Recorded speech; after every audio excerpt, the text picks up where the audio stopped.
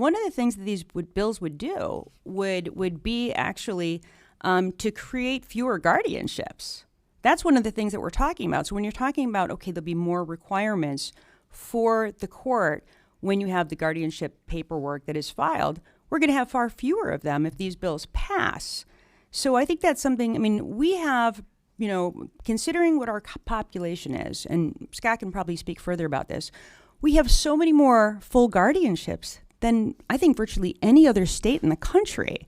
So yes, if you were to look at the numbers now, of course, that would be a lot of additional work. But we're talking about creating fewer guardianships because so many full guardianships are just simply not needed.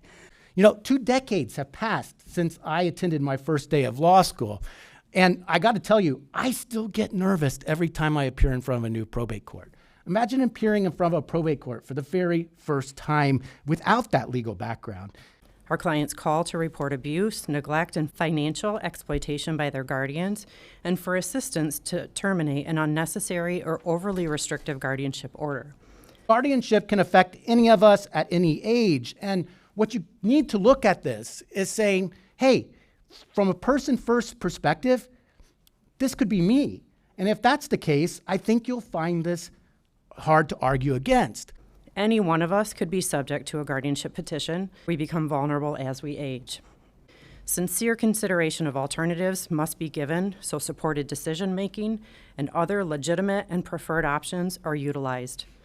Guardians appointed to serve 600 or more individuals simultaneously cannot reasonably know them, know what's best for them, or even recognize them when they delegate those duties to other people within their offices. And then picture, as Scott said up here, a guardian ad litem or an adult protective service worker who's sitting down with you, both strangers, and in the process of talking to you, you think they're an advocate, but really they're writing a report on you that is going to be the basis of the rest of your life. And imagine a doctor you've never met. I mean, we have doctors that we've worked decades with, right? Or hopefully, that also holds the pen that writes our future in a 15-minute consultation. And then there's, as Scott said, the financial gut punch. If you get behind in this process in the guardianship proceeding, you're at the position where you're going to have to shell out tens of thousands of dollars of your own money to hire a private attorney who makes sure your case is fully heard. I mean, that is a crazy system. This conversation is not isolated. It's part of a national conversation going on right now in which there is a tidal wave pushing for a shift of old school guardianship to the concept of person-centered support and decision-making. Who among us wouldn't want the right to cross-examine those with writing life-changing reports about us? And who wouldn't want a real medical evaluation? And if you were assigned a guardian, wouldn't you expect your choice to be heard first unless there's good reasons otherwise? And wouldn't you want a voice before being yanked out of your home? And wouldn't you want safeguards to protect your life savings and even that personal property?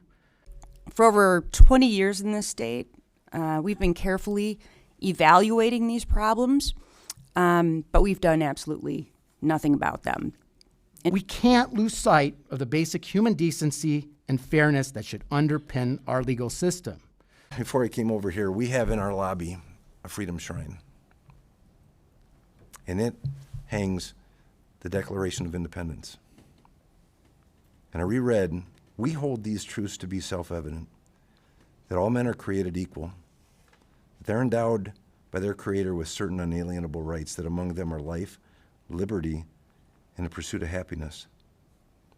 And there's no qualifiers in there unless you get old, frail, or you're disabled. We are realizing we really need to safeguard vulnerable adults and seniors from bad actors who enact financial abuse and other types of abuse. Acknowledging that a few bad actors have really done damage to vulnerable adults. And so the more common sense guardrails that we put around the system, the more vulnerable or elderly folks we protect. There is no clearinghouse for complaints against guardians. Judges rely on what's called a notice and object system. And what that means is if I don't think the guardian is doing a good job, I can file a petition to challenge them and say, I need another guardian. You talk to an elder law attorney right now and say, what would it cost me to have you prepare an evidentiary hearing and object to the guardian and either have them removed or have no guardian at all, that's 10 grand up front. And so I hear over and over and over from family members who go, okay, well then how does this stop? Because not only I don't have the money to do that, but even if I did, the guardian is going to have a court-appointed lawyer, and the two of them are going to pull the money out of mom's money to fight me. That's how it works. So that's why notice and object doesn't work. We have the same issue with regard to accountings. You ask Judge Murkowski and you ask any other probate judge, and if they tell you the truth, they will tell you it is not my responsibility to question those accountings. That's the other party's responsibility. And I said, well, Judge, I'm pretty sure when we passed Epic in '99, they thought that's what you were going to do. Guardianship is a superhighway. Once you get on, there's no off-ramps. There's no way you get out of this until you die. And that's it. Emergency petition, we got into a big discussion about this because what happens is on Friday afternoon, when the hospitals decided that you're, either through with your care and they want you out, but they can't find anybody to take you, or you're unconscious because of a car accident, we can't give you medical treatment, we ram through an emergency petition, does not require notice to anybody, doesn't require a lawyer, and end up you're in the guardianship system. Okay, emergency should mean emergency. If we don't act, they can't drill a hole in your head to relieve the pressure and you're going to be dead before we get to a hearing. That's an emergency. Amends Epic to require the court to set an initial hearing after a petition is filed to allow for meaningful preparation. It gives the court a little bit of time to see if a family member is there to serve as a guardian and if the facts are all there as we delve into the guardianship process. But once we do that, we have to circle back right away to go, okay, now you're not going to die on the table, and let's get you back in the court and give you the rights that you're entitled to. I cannot tell you the number of horror stories that I've heard where it went just like the AG said. Court appointed a guardian. Guardian came in, said, you're going to a nursing home, and all the stuff in your house is going into this dumpster, and this house is going up for sale for your care. You don't get to do that anymore. Number 2, it allows the court to dismiss a guardianship or conservatorship appointment proceeding if it cannot be shown that the individual is incapacitated. And that's common sense to me. Some individuals actually don't need a guardian, so let's not force them through the process. Number 3, allows the court to stay proceedings to explore alternatives to guardianship. The guardian ad litem, that's been described as the eyes and ears of the court. They basically do the investigation to give to the judge to say, hey, here's what's going on in this case. A right to an attorney, we as a society have determined that that's one of the most fundamental rights ever when you walk into a court. If you're a murderer or alleged murderer or alleged child molester, you have more rights than have if you're alleged to be a legally incapacitated person in this state. I have seen in files, literally, on a prescription pad, a doctor wrote, this person needs a guardian. And the judge acted on that. You killed off somebody's civil rights with a one-liner on a prescription pad with a signature I couldn't even read. With a conservator, it just expands the right for other people to challenge whether or not you need a conservator. So the person can challenge, or any interested person can go, wait a minute, and we're doing fine, we don't need a conservator, or we need something else, but we don't need a court-ordered conservator. By 2030, in Michigan, there will be 2 million people over the age of 65. We have over 33,000 guardianships right now. That number is anticipated to jump to 50. If we don't fix it now, we'll wait till it blows up. Because we should have done it 25 years ago when they said, fix it now. We have modeled the Office of State Guardian off of the Michigan Indigent Defense Commission. Because what we found was, after 10 years of study, is that a county-by-county approach funded locally to represent people in criminal cases fundamentally violated their civil rights. Well, what do we have here? The only difference is these people didn't commit a crime. They got old and frail. That's the only difference. And in that situation, we have to step in and go, okay, in order to protect the civil rights that we hold so valuable, we have to develop a statewide system. Certification and registry. OSG will be responsible for setting minimum standards for the certification of professional guardians and conservators. Individuals who meet these standards will be maintained on the Michigan Professional Guardian and Conservator Certification Registry. And certification, as described in this legislation, is based on the National Center for Guardian Certification process. It requires individuals to submit periodic background checks and disclosure requirements. Office of State Guardian, again, this is pivotal to this whole move. It deals with certification and registry. So we make this guardians for the first time ever in the state of Michigan, that you're now qualified to perform the duties that we're requiring you to do, not just that you know the judge. That minimum ethical standards for professional guardians and professional conservators should be promulgated and enforced. Investigation and compliance. The concept is that this Office of State Guardian would be responsible for receiving complaints and investigating them against guardians and conservators who are believed to be enacting financial or other abuses on their wards. The goal is that the OSG would then work with the Attorney General's office on complaints that did involve improper criminal conduct. We certainly don't want somebody to go without their care and basic needs, but there are situations where fraud or abuse is found, and the person that is charged with guardianship is at fault. I want to just quickly share 2 common cases that we see at my office at Disability Rights Michigan. First, an individual with mental health needs is appointed a guardian after not consistently taking her medication. The client is moved from her home, which she owns, moved into a facility. The few belongings that the guardian gathers are placed in garbage bags and sent along with her to the place that's intended to be her new home. Another example is a woman who had financial assets was petitioned by her son for guardianship. The son alleged she had dementia and was unable to handle her finances or take care of herself. None of this was verified, and in fact, none of it was true. Nonetheless, the son was appointed as her full guardian. He immediately moved into her home, took away her driver's license, her keys, her phone, and didn't allow her to communicate with anyone, including her sister, who she routinely visited and spoke to every day on the phone.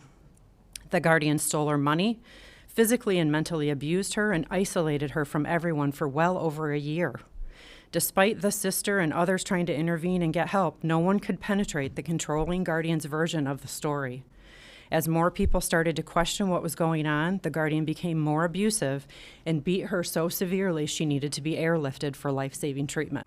Now, I testified before this very committee in 2021 on this package of bills, and we made some great success on the Financial Exploitation Act, which has helped prevent seniors from having their life savings gutted by bad actors. And we also created the standard vulnerable adult incident report form that helps law enforcement report and investigate elder abuse. In 2019, I partnered with the Michigan Supreme Court to create the Elder Abuse Task Force to effect systemic change within the elder justice system. And the task force, we immediately set to having, we hosted a listening tour, which consisted of over a dozen stops. We traveled over 2,600 miles of the state. We heard firsthand over and over again the horror stories of problems people had in probate court with the guardianship system. And, wherever we went, didn't matter what part of the state we were in, didn't matter what group we were talking to, we heard the same types of problems. Problems like wholly unqualified people who were serving as guardians. Emergency guardians that were being appointed without any hearings at all.